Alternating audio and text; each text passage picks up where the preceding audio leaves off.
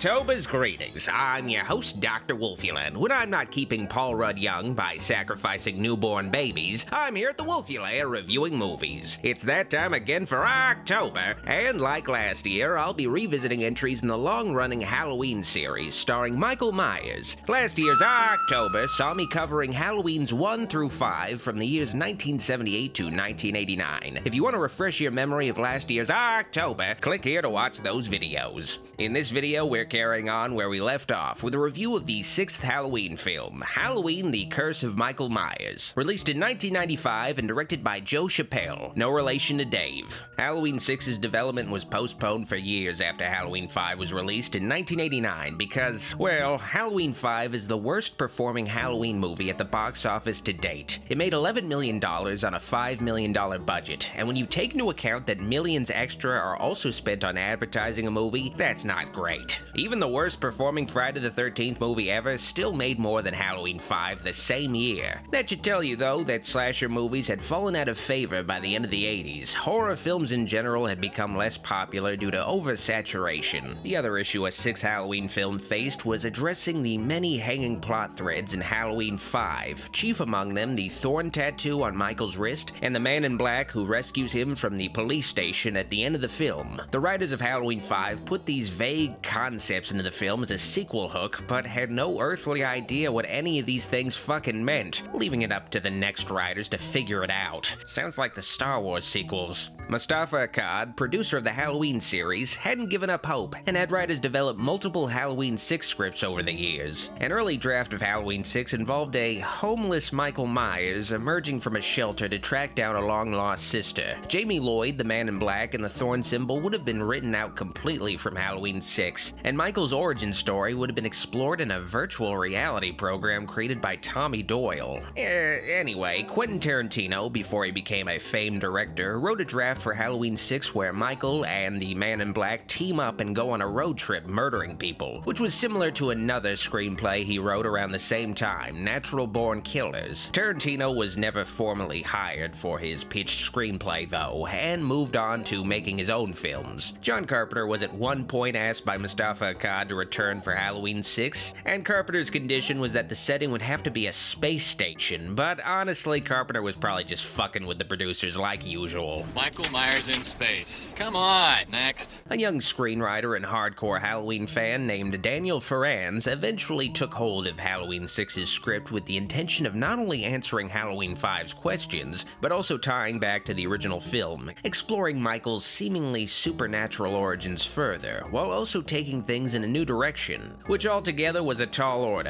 especially since Ferrans had a lot of bosses to answer to. There was Mustafa Akkad's camp that wanted a film that would go back to the roots of the Halloween series, less gore, more suspense, classic stuff. But Halloween 6 was being financed and distributed by Miramax through their Dimension Films line, and the infamous Harvey Weinstein wanted something darker, gorier, and weirder. Halloween 6 had a confused tone and creative direction from the start, which is reflected in the different cuts of this film that are available on home video. The theatrical version is the version Weinstein and director Joe Chappelle wanted, and the producer's cut is the version that, well, the producer Mustafa Akkad wanted, which is closer to the original script by Ferrans, before it was rewritten during production for extensive reshoots. Because of this film's confused narrative and tone, Curse of Michael Myers has been cursed as one of the least liked films in the series, but is it still worth watching? And if so, which version should you watch? I'll give my take on that in this review of Halloween: The Curse of Michael Myers, starting with the theatrical version.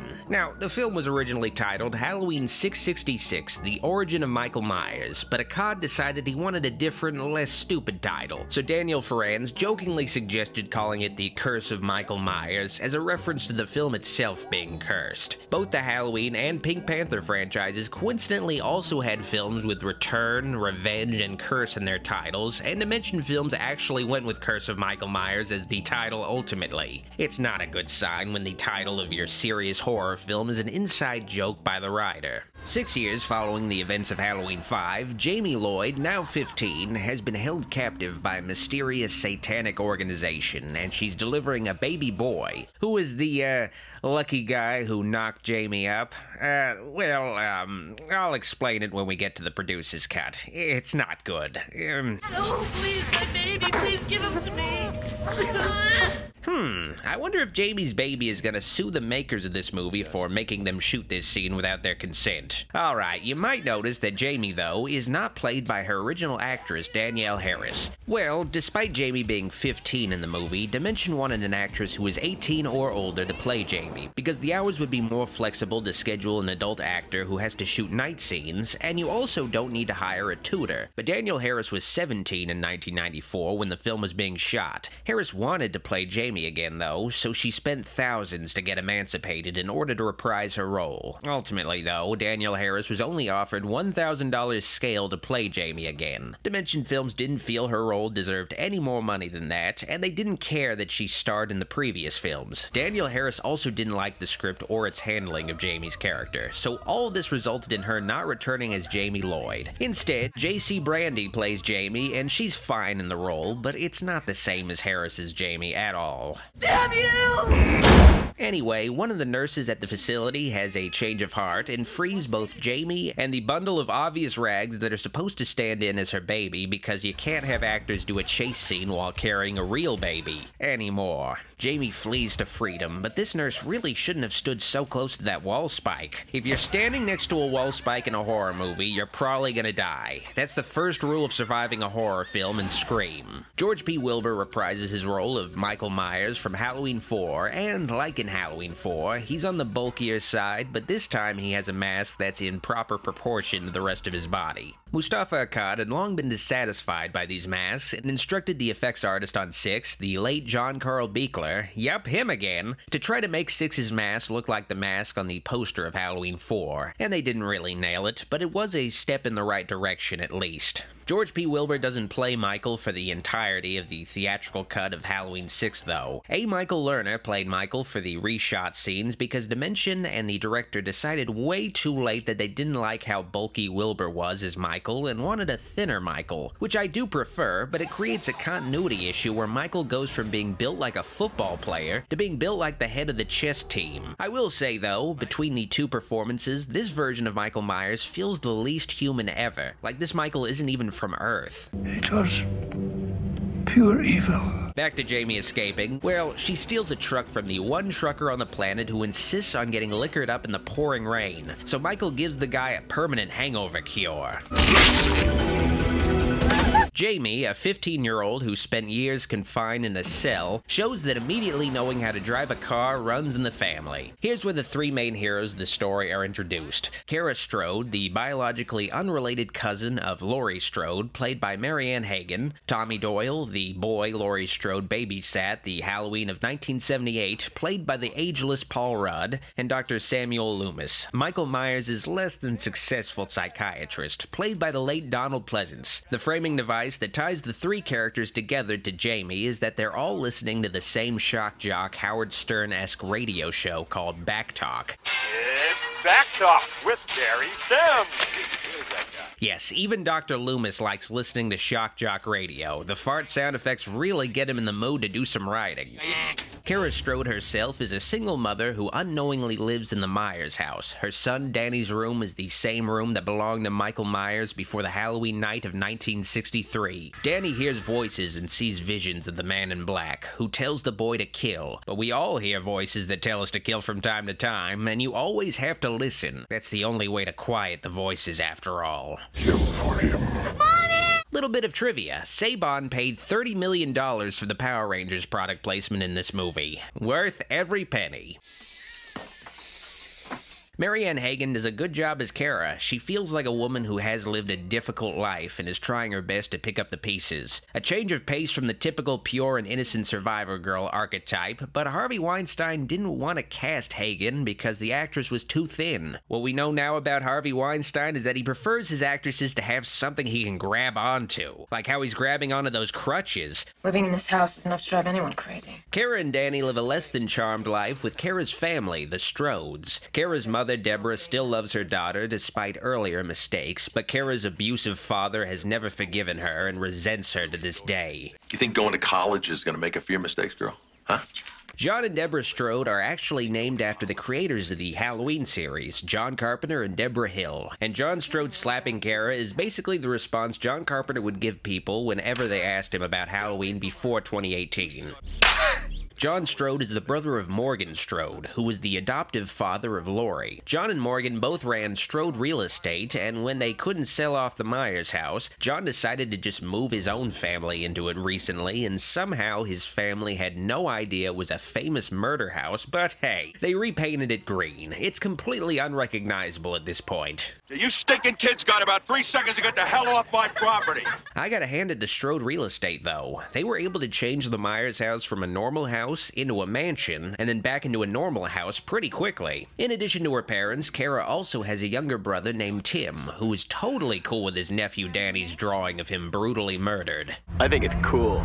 Tim also has a domineering girlfriend named Beth, who is the leader in the movement to bring Halloween back to Haddonfield. Yeah, Halloween was banned in Haddonfield after Michael's killing spree in '89. It's an interesting idea that isn't really explored enough in this movie. I will say, though, to Halloween 6's credit, there isn't a wasted character in the cast. Each main character has well thought out backstories and important roles to play in the film's story before they get wiped out. Compare this to earlier Halloween films with characters whose only point is being killed, like in Halloween 5, Tina's friends, the couple that fucks and get fucked in the barn. Completely inconsequential characters, you could cut them out. The rednecks Michael kill in Halloween 4, or the sheriff's daughter who gets impaled with a shotgun. There isn't even a scene where the sheriff is shown mourning his only child. How about the hospital staff that gets slaughtered in Halloween 2 while barely even having any interaction with the main character? Even the original Halloween is guilty of having a superfluous victim character, Bob, Linda's boyfriend. For years, I didn't even know Bob's name. His close-ups in the original Halloween are all when he gets killed. Bob gets one of the best kills in the movie, but as an actual character, he's extremely forgettable. Halloween 6, on the other hand, might not have the best characters, but they all serve a purpose beyond their eventual deaths. While Kara, Tommy, and Loomis are all listening to the same radio program, Jamie, somehow failing to call the police at an empty bus station, fortunately hears the radio show's phone number over a speaker and decides to call it in the hopes of reaching Dr. Loomis, which she does through the power of contrived storytelling. I mean, Jamie was just super lucky. Can you hear me, Dr. Loomis? I need your Please, help. please, no, stop that. But Jamie's luck soon runs out when she ends up pursued into a nearby barn where her Uncle Bad touches her in the worst possible way, with a corn thresher.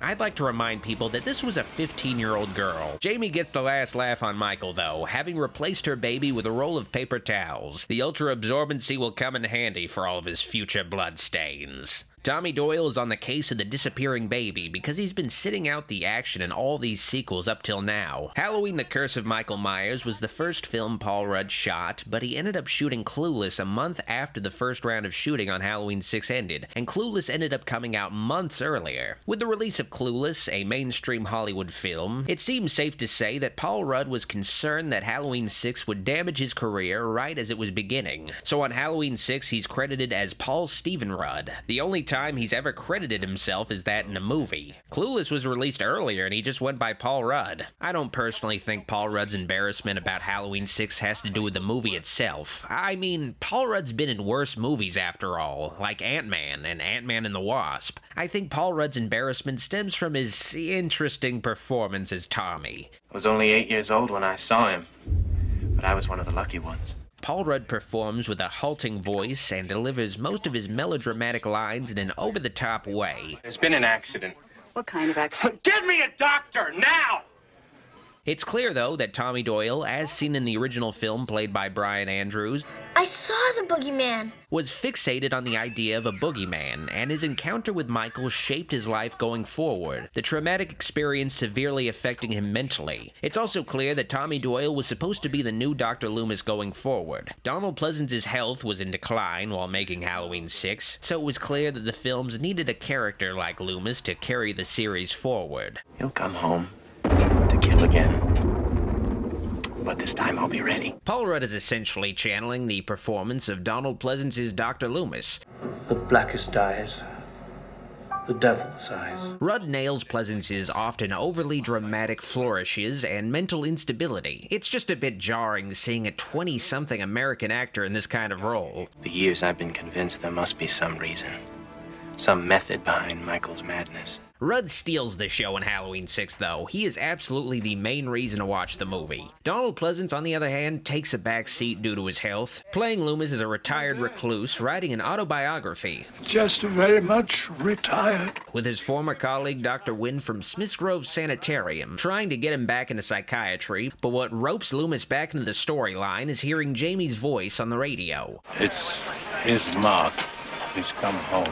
Pleasance does the best he can given the circumstances. There isn't the same intensity. He's a more tired and weary Dr. Loomis, which is probably just because of his health. But the fact that Pleasance stood by the Halloween franchise until the end is a testament to his professionalism and devotion to his fans. This force, this thing that lived inside of him, it was pure evil. Tommy puts his long-established detective skills to work and deduces that Jamie must have been calling from a bus station. And of course, if you're not looking for it, you never notice a trail of blood at a bus station. Ever see all the fights that happen on buses? And of course, Tommy is the only one that hears a crying baby in the men's restroom, because if you're a single dad who needs to take the bus to work, you can't afford daycare, so this is the next best thing. Anyway, Tommy takes the baby because I guess he always wanted to be a father, and names the baby boy Steven, after Paul Rudd's middle name in the credits of this fucking movie. Steven? Like that name? Tommy coincidentally meets Dr. Loomis at the hospital because that's where all old people hang out, and they decide that they need to coordinate a mission together to save the Strode family, protect Jamie's baby from Michael, and stop the Shape once and for all and forever. But Michael is way ahead of them, scoping out his old home. Before I continue discussing the plot and the divisive twists of the film, I'm going to be breaking down all the kills in Halloween: The Curse of Michael Myers that take place after Jamie is killed, but before the finale. After Loomis jump scares Mrs. Strode in her own home, she takes the words of a disheveled old man to heart, but instead of Loomis sticking around to see if Michael pops up, he just leaves to go somewhere else off screen for an extended period, and Deborah really takes her precious time to leave her house that she now is aware is the target of a serial killer. She really needed to take time to pack her things. Once Deborah knows Michael is inside her home, her instinct is to flee into the backyard. Deborah, you know John built a fence around the yard last week. What are you doing? Deborah can't see a thing without her glasses, but you'd honestly think she was blind when she was wearing them. Oh, Deborah, how are you gonna get out of this one? Oh, great. Now the sheets are ruined. Deborah! Worst of all, though, John Strode is left without a warm, home-cooked meal to come home to, or a clean sheet to come home to, for that matter. Deborah! Fortunately, Michael arrives to put the man out of his misery in the most humane way possible, by stabbing John into an electrical box and electrocuting him until his head explodes. Savage as fuck! Wait, how did Michael not get electrocuted himself? He was standing in a pool of water, touching the metal rod he impaled the guy with, not even wearing protective gloves. I guess evil doesn't conduct electricity. Let's return to the anti-Halloween subplot, a story just brimming with political intrigue. The anti-Halloween subplot, where Tim and Beth attempt to restore the holiday in Haddonfield, is, again, a neat idea, but it's really far back in the peripheral. The only real purpose of the idea in the film is to draw in a famous shock jock to Haddonfield by the name of Barry Sims, host of Backtalk, who was actually supposed to be played by Howard Stern, but they couldn't get Howard Stern to be in the movie, so it's weird that a Howard Stern-like figure was written into the movie without them figuring out if they could get Howard Stern to begin with. Today, this role would probably be filled by Joe Rogan, but this film would probably not even be able to get Joe Rogan, which is kind of pathetic to think about. What do you say, honey? You and me, yeah? As I was saying... A little trivia, though. The actor that plays Barry was the boyfriend of Linnea Quigley's character in Silent Night, Deadly Night, which would be a highlight of anyone's career. I bet she wears crotchless panties and barks like a dog. I gotta say, though, that Beth's and Tim's Frankenstein costumes are the shittiest couples costumes I have ever seen. How are they gonna motivate people to bring back Halloween with this bullshit? For years, Halloween has represented everything that's wrong with Haddonfield. But Michael Myers is long gone. Ah, whatever. Barry is killed for some reason by Michael Myers. I guess Michael just really hates Barry's show because he had to go out of his way leaving the Myers house, and then had to go back to the Myers house later. Mommy, it's raining red. A little girl appropriately dressed as a tampon thinks it's raining red, but it's actually raining men. Hallelujah! The Barry in this scene was actually a realistic mannequin of the actor that John Carl Buechler made, but Buechler was disappointed that it was barely shown falling in the film, and it might as well have just been a shot with a stuntman. As soon as Tim and Beth return to the Myers house empty and mysteriously the only house without power, they decide the best course is intercourse. Now, Mariah O'Brien only auditioned for the Kara Strode role in this film, but Harvey Weinstein, specifically wanted her to play Beth, the character that goes topless. But she didn't feel comfortable with that, but it was her only option to be in the movie, so O'Brien had to negotiate for her scene to just be shot from the side, and that her nudity could only be on screen for 20 seconds. So you can tell, though, just from the behind-the-scenes stories on this random Halloween film, that Harvey Weinstein is kind of a piece of shit. I think it's safe to say that at this point. Watch out for the boogeyman. Anyway, Tim gets a steamy shower murder, prison style, with a shiv to the neck, and Beth just gets stabbed in the back, like how she was stabbed in the back by Weinstein. Beth, look out! There's someone in the room! He's right behind you! Alright, so based on how I've described Halloween 6 so far, you might think, well, this just sounds like a pretty standard Halloween sequel with only a few questionable choices. And yeah, for much of the theatrical cut of the movie, it is that. It'll have some questionable ideas, like how Harvey Weinstein wanted a bunch of quick, annoying flash cuts that make the film feel like a mid-90s MTV music video, or how the musical score will have seriously cheesy and out-of-place guitar covers of classic Halloween music. This is all just little stuff, though. What makes Curse of Michael Myers controversial is its twist, the conspiracy at the heart of the film, the Cult of Thorn, which was derived from the very vague plot points from Halloween 5, involving the Thorn tattoo and the Man in Black. They were symbols, carved out of stone or pieces of wood. Tommy reveals to Kara that he had been studying ancient druid runes, among them the thorn symbol. In ancient Celtic times, children from each tribe would be cursed with the thorn rune, forcing them to kill off their family as a sacrifice on Halloween, while being nigh indestructible. To offer the blood sacrifices of its next of kin on the night of Samhain. This basically explains Michael's entire motivation for his murders and his ability to not die. It's an ancient curse that has continued on in modern times in secret, and somehow it migrated from Europe to North America, and it makes Michael slay his family to appease ancient Celtic gods. The thorn symbol is also in reality a constellation, and only when it appears aligned in the night sky on a Halloween will Michael kill. Whenever it appears, he appears. So essentially, it's also an in-universe explanation for the multi-year hiatuses between Halloween films. It's not because of pre-production difficulties, it's because the made-up thorn rune in the night sky just hasn't appeared yet. This is one of, if not the biggest flaws in Halloween 6. It gives a comprehensive explanation for why Michael is evil, and it is strictly within the realm of fantasy. There is no mystery or ambiguity left to Michael Myers in this movie due to the midi-chlorian-esque explanation of both his evil and his invincibility. According to Celtic legend, one child from each tribe was chosen to be inflicted with the Curse of Thorn. Now, the reality, though, is that this backstory for Michael isn't new to Halloween 6. The original Halloween novelization alluded to Michael's origins being rooted in ancient Celtic rituals involving the Festival of Samhain. In order to appease the gods, the druid priests held fire rituals. And John Carpenter seemed to have liked the idea briefly for a time because he integrated the word Samhain, called Samhain, into Halloween 2, with Loomis implying that there was a connection between Michael's actions and that ancient festival. By observing the way they died, the druids believed they could see omens of the future.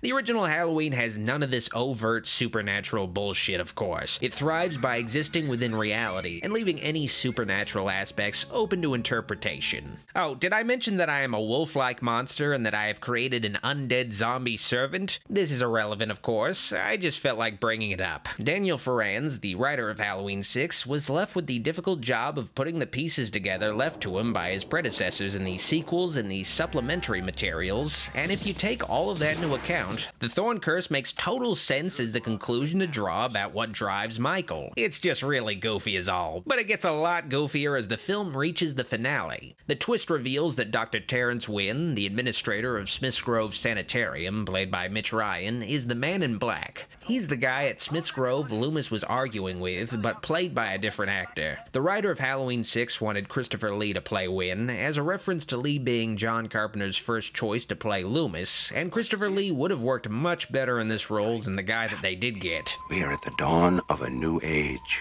Sam. And I'm asking you to join me.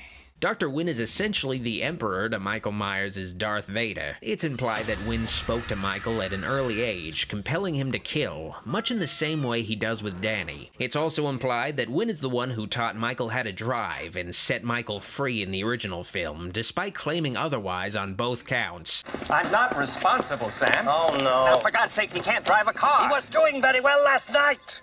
Maybe someone around here gave him lessons. This is another big issue I have with both this film and Halloween 2018. It takes away Michael's agency and implies that he wouldn't ever be able to escape captivity without someone helping him out. It just makes Michael a lot less cool and in control of his situation. Down to the core of Halloween 6 though, there is absolutely no mystery left to Michael Myers. Everything about him is tied up neatly with a bow. The Cult of Thorn is an organization composed of doctors and staff at Smith's Grove Sanitarium. The henchmen wear really dorky costumes with narrow hoods. Even Tommy's landlady, Mrs. Blankenship, is involved in the cult. He hears the voice, you know, just like the other boy that lived in that house. It's implied that there is a vast conspiracy of cult followers in Haddonfield, which is going to be explored in Halloween 7, but that didn't happen, of course. If you think about it, though, Halloween 6 is basically Halloween 3, if instead of killer masks and androids, it just had Michael Myers in it. You have this mysterious organization running a conspiracy involving ancient Celtic magic on Halloween. The only thing missing is Tom Atkins, which is a big loss, especially not seeing that ass of his. Anyway, Kara jumps out the window because she's a stupid bitch. She's got a kid in the house. What the fuck was she doing?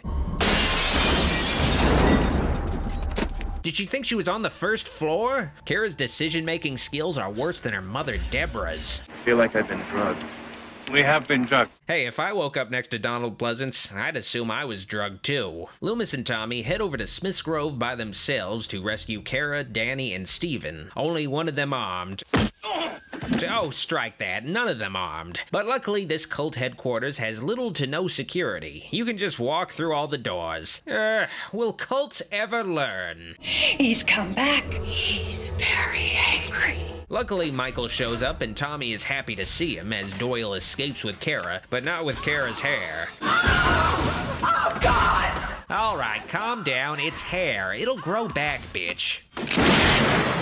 Here's where things get even more abstract. Dr. Wynn, during all of this commotion, puts together some kind of vague surgical experiment, and Michael just arbitrarily wastes all the doctors there, including Wynn, like it's some kind of dance party. Why didn't he just do that before? There is one survivor, though, but he has a splitting headache. The squad escapes to the safest place in the hospital, the baby aquarium. You've won. It's here where Tommy Doyle decides to just give up and let Michael kill Jamie's baby. Psych! Michael fell for the old baby/heroin needle trick. Works every time. Then Paul Rudd takes out his frustration having to do reshoots for this fucking movie after shooting Clueless. After you work with Alicia Silverstone, nothing else compares. Apparently Michael was injected with flubber.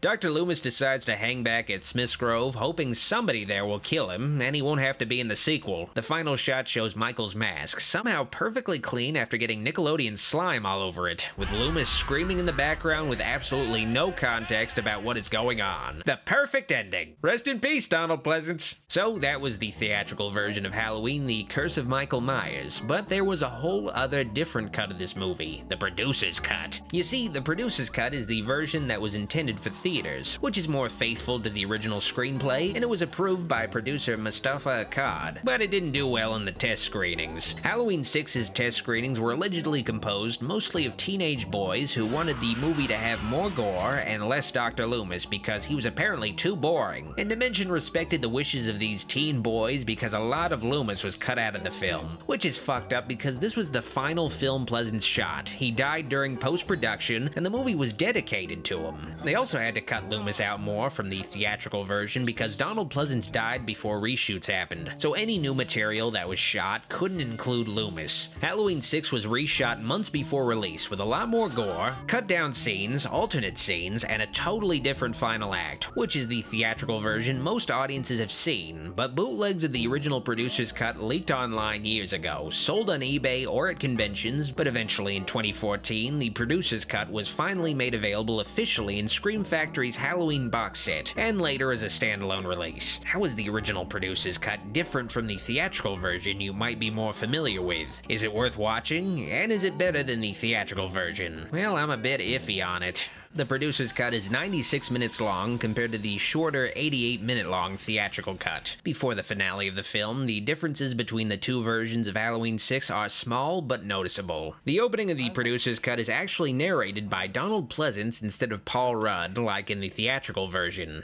When Michael Myers was 6 years old, he stabbed his sister to death. The producer's cut also features a recap of Halloween 5's ending. You know, just in case you haven't seen Halloween 5 in a while, or just didn't want to see it because of Tina. George P. Wilbur plays Michael Myers throughout the producer's cut for better consistency. The producer's cut is edited and scored more traditionally. There are no quick, flashing, seizure-inducing cuts, and Alan Howarth's musical score is kept pure with none of the guitar riffs that the theatrical version had. The producer's cut is less gory, trying to keep with the original film's less is more approach. The theatrical version not only has more kills, but existing kills are made bloodier. The truck driver's neck snaps cleanly in the producer's cut, but in the theatrical version, the dude's head practically snaps off. John is simply electrocuted to death in the producer's cut. His head doesn't fucking explode. It is kinda cool though. The biggest change before the finale is the handling of Jamie's subplot. Jamie isn't killed by Michael in the barn scene. She's simply wounded and left in fatal condition at the hospital where the man in black just shoots her in the head without much fuss. She's a 15-year-old girl, I want to remind everyone. But yeah, it's a worse way to kill off Jamie Lloyd, the main character of the two previous films, and this original death was a big reason why Danielle Harris decided to not even be in the movie. At least in the theatrical version, Michael actually kills her. I mean, if Michael killed Jamie with a gun, he would have stabbed her with it. There are far worse revelations about Jamie in the producer's cut though. Believe me. Skipping straight to the end, Kara gets kidnapped via defenestration again, but this time she's tied down, dressed as a Christmas tree angel in a satanic parlor room, being offered as a sacrifice alongside Jamie's son with Wynn, Danny, a bunch of cult members, and even Michael Myers presiding over the ceremony. God, it's just so goofy seeing Michael just standing around awkwardly in front of a satanic ritual. He looks so dorky next to these dudes dressed as the Master from Manos the Hands of Fate. Here's where things take a serious turn though. It dawns on Kara that Steven, Jamie's baby, is Michael Myers' son. You know whose baby it is, don't you? The baby is yours, isn't it? Isn't it, Michael? Let that sink in for you. Michael Myers knocked up his 15-year-old niece. Just fucking insane. Now, the circumstances that lead to, Stephen Lloyd's conception are thankfully not explored, so it can be assumed that Michael did not actually fuck Jamie, and instead the Thorn cult somehow, milked Michael and artificially inseminated his, again, 15-year-old niece. It's still incest, but at least there wouldn't be the sexual aspect to it. It's still fucked up though, but not as Old Boy fucked up. Still, I don't know what they were thinking. What, was the series going to follow the adventures of Michael Myers' incest baby as the boy grows up? Who would want to watch that? Don't kill the baby.